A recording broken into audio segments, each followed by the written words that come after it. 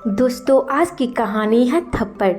चटाक चटाक घर का दरवाज़ा खुलते ही अजय ने अपनी पत्नी रामा के गालों पर जोरदार 2 थप्पड़ मारा। अचानक बड़े थप्पड़ से रामा जमीन पर गिर गई। यह देखकर पास रामा की 2 साल की बेटी उसे पकड़कर रोने लगी। रामा ने गालों पर हाथ रखते हुए कहा, अजय, ऐसा क्या किया मैंने? फिर अजय ने दांत पीसते हुए गुस्से में कहा, रामा, तुम्हें मैंने मना किया था ना कि तुम पार्टी में किसी के सामने अपना मुंह नहीं खोलोगी, किसी से भी बात नहीं करोगी। जाहिल गंवार कहीं की, जरा भी शर्म नहीं आती। तुम्हें अचानक पड़े थप्पड़ से रमा सक पका गई। उसकी आंखों में आंसू आ गया। उसे समझ नहीं आ रहा था कि आखिर गलती क्या हुई। रोते हुए कांपती आवाज में उसने दोबारा कहा, लेकिन मैंने किया क्या है? अजय ने गुस्से में तमाते हुए कहा, अच्छा किया क्या है? क्यों कहा कि मुझे अंग्रेजी में आपकी बात समझ नहीं आई? आप हिंदी में पूछिए तो मैंने आपको बता सकती हूँ। तब रामा को ध्यान आया कि उसने अजय के साथी अफसर की पत्नी के साथ हिंदी में बात की थी, क्योंकि रामा को अंग्रेजी बोलने नहीं आती थी। गांव की कॉलेज से बीए पास रामा की शादी उसके बड़े पापा ने अपने नज़दीक के मित्र बेटी अजय से करवा दी, जो एक सरकारी अफसर था। रामा के पिता एक किसान थे और माँ एक समान गृहिणी। रामा अपने माता पिता की इकलौती संतान थी। अजय के घर वाले भी मोटे दहेज के लालच में आकर शादी के लिए तैयार हो गए। रामा रंग रूप और गुण से सुंदर रामा बहुत ही व्यवहारिक और सामाजिक स्त्री थी। इसके विपरीत अजय व्यवहारहीन और अहंकारी व्यक्ति का पुरुष था। उसे अपने पद और प्रतिष्ठा का इतना अभिमान था कि उसके आगे वो किसी को कुछ नहीं समझता था, खासकर अपनी पत्नी रामा को तो वो हमेशा से अपने पैरों की जूती समझता था। इसके लिए पत्नी का मतलब ही सिर्फ उसकी शारीरिक ज़रूरतों को पूरा करना और घर में दबा कर रखना था। 3 साल की शादी में ऐसे कोई दिन नहीं था जब अजय ने रामा को इसके पढ़ाई और नौकरी पेशा ना होने पर तंज न कसा हो, उसके साथ हिंसा की हो। बात बात पर रामा को थप्पड़ मारना तो उसके लिए आम बात हो गई थी। रोज रोज की मारपीट से रामा परेशान हो चुकी थी, लेकिन आज उसने तय किया कि वो सब चुपचाप नहीं रहेगी। उसने खुद को संभालते हुए आंखों से बहते आंसू को पोंछते हुए कहा, अजय, हाँ, मुझे नहीं आती इंग्लिश। शर्म इस बात को स्वीकार में है कि मुझे फराटेदार अंग्रेजी बोलने नहीं आती, लेकिन इस वजह से मेरा कोई वजूद नहीं। इस बात को भी मैं नहीं मानती। रामा के जवाब को सुनकर अजय ने फिर रामा के बालों को खींचते हुए कहा, अच्छा, बड़ी जुबान चलने लगी है, कान खोलकर सुन लो। 2 कौड़ी की औकात नहीं है तुम्हारी, और ना ही तुम्हारा अपना कोई वजूद है।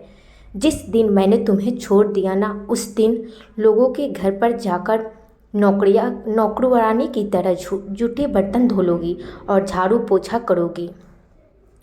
तब जाकर मुश्किल से पेट भर पाओगी, लेकिन समाज और इज्जत तो भले ही भूल जाओ, क्योंकि तलाकशुदा स्त्री को समाज में कभी सम्मान नहीं मिलता, समझी, सिवाय तिरस्कार के। तुम मेरी पत्नी हो, एक सरकारी अफसर की पत्नी, इसलिए लोग तुम्हारी इज्जत करते हैं और यही तुम्हारी पहचान है। 2 साल की बेटी को गोद में लेकर रामा ने कहा, ओह, तो मैंने पिछले 3 साल से धोखे में थी कि तुम मुझसे प्यार करते हो, और एक ना एक दिन तुम मेरे प्यार को समझोगे और मैं तुम्हें अपने प्यार से बदल दूंगी, क्योंकि पति पत्नी मिलकर एक दूसरे के पूरक बनते हैं। लेकिन मैं गलत थी। मुझे क्या पता था कि प्रतिस्पर्धा पति पत्नी में भी होती है। ठीक है अजय, मैं जा रही हूँ, हमेशा के लिए तुम्हारी ज़िंदगी से। अब तुम अपने हिसाब की दूसरी पत्नी ले आना अपने लिए। मैं तलाक के पेपर भेज दूंगी, कहकर रामा वापस अपने गांव अपने माता पिता के पास चली गई।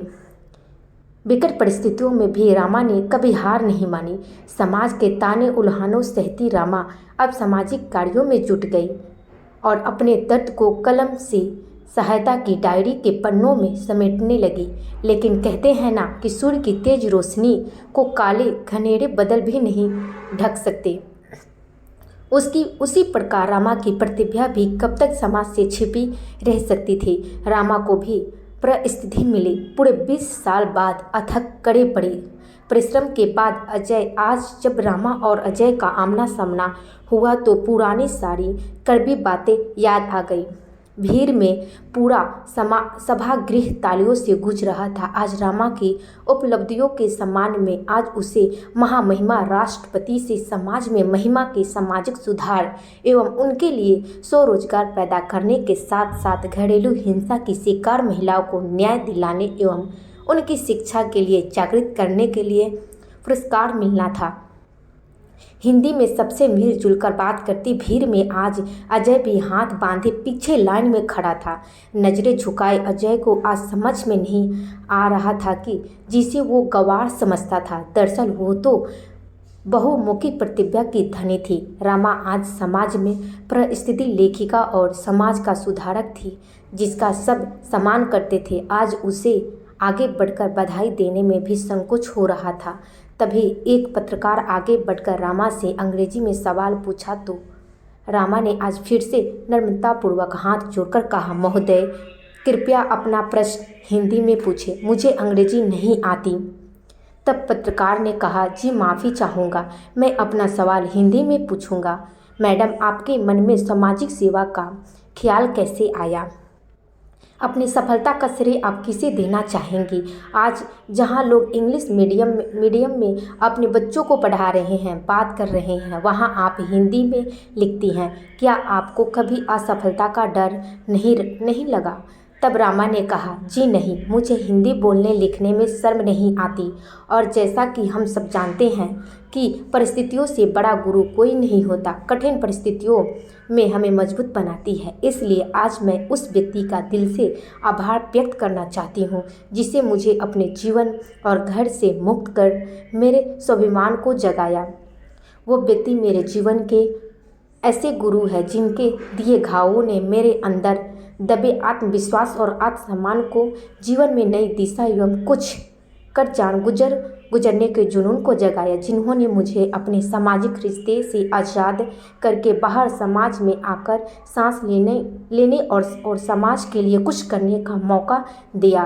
बेशक आशीर्वाद और साथ मेरे माता पिता का मुझे मिला, लेकिन परिस्थितियों का कठोर ठोकर उसी व्यक्ति से मिला।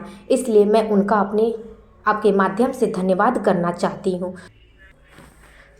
थोड़ी देर बाद मौका मिलते ही रमा को अकेले देखकर अजय उसके सामने आकर खड़ा हो गया और उसने कहा, रामा अपनी गुड़िया कैसी है? अब तो बड़ी हो गई होगी। रामा ने कहा, मेरी बेटी बिल्कुल ठीक है और अब वो पढ़ाई के साथ साथ मेरे ही सामाजिक कार्यों में मेरी मदद करती है। अजय ने कहा, रामा तुम ऐसा क्यों कह रही हो? वो मेरी भी बेटी है, मुझे माफ़ कर दो, मैं तुम्हारी अहमियत नहीं समझ पाया। तुम्हारे जाने के बाद मैंने अपने ही ऑफिस की महिला साथी से अफसर से शादी की है, 2 बेटे भी हैं, लेकिन मेरी कोई इज्जत नहीं है, ना ही मेरी कोई अहमियत है। मेरी पत्नी मुझे बात बात पर बदनाम करने और मेरा करियर ख़त्म करने की धमकी देती है और मैं चुपचाप सुनता रहता हूँ क्योंकि मैं कुछ नहीं कर सकता। चुपचाप खड़ी अजय की बातों को सुनती रामा ने आखिर में हाथ जोड़कर कहा, महोदय मैं असहाय लोगों की मदद करती हूँ, लेकिन आप तो खुद सक्षम हैं, मैं आपकी कोई सहायता नहीं कर सकती। तभी रामा की बेटी वहाँ आ गई और वो अपनी बेटी के साथ वहाँ से चली गई। अजय आज नज़रें झुकाए चुपचाप सब कुछ सुन रहा था, लेकिन आज कुछ भी कहने की परिस्थिति में वह बिल्कुल भी नहीं था और अपने